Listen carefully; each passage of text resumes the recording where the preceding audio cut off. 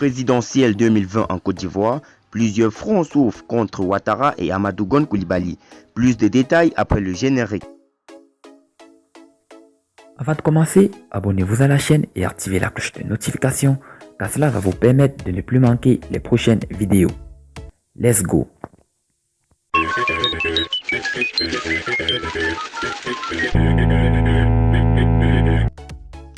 Le Rassemblement des oufoutistes pour la démocratie et la paix, le parti présidentiel, est à l'épreuve de ses choix politiques et stratégiques.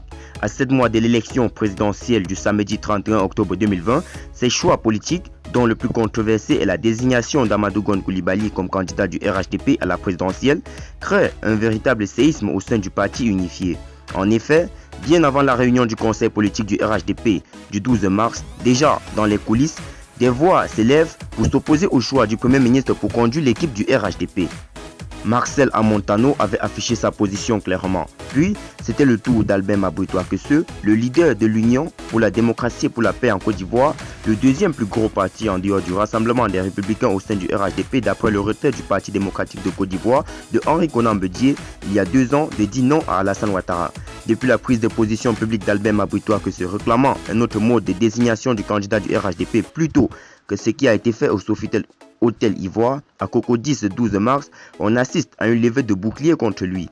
Jeudi 19 mars, des cadres RHDP issus de l'UDPCI l'ont désavoué au cours d'un point presse. On suivit samedi 21 mars la rue Les Pics, la coordination régionale des élus et cadres de Tompi. Tous ont dit non à Albert Mabritois Kesseux, le désavouant. Une chose est certaine, M. Mabri fait montre d'une certaine popularité dans sa région. Et ça, depuis de nombreuses années.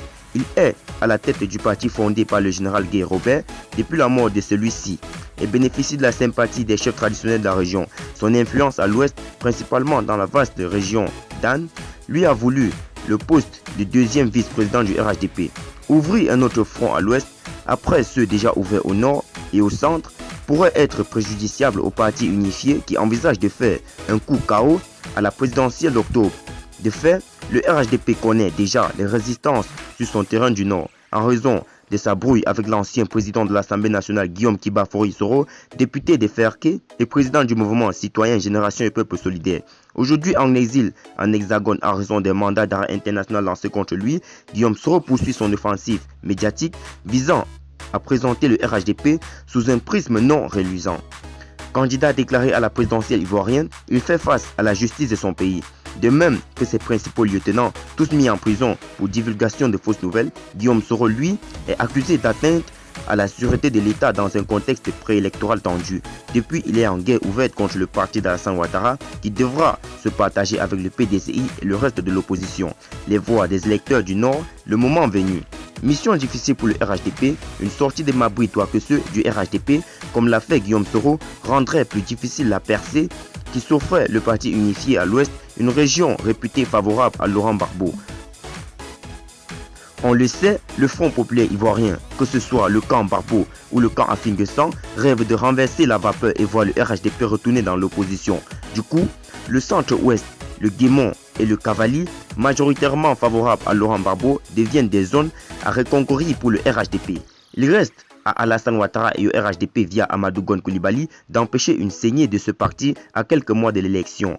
Parce qu'en réalité, au RHDP, contrairement aux déclarations qui sont faites ça et là, tous les militants, tous les élus et tous les cadres ne sont pas forcément pour le choix opéré le jeudi 12 mars 2020 à Cocody.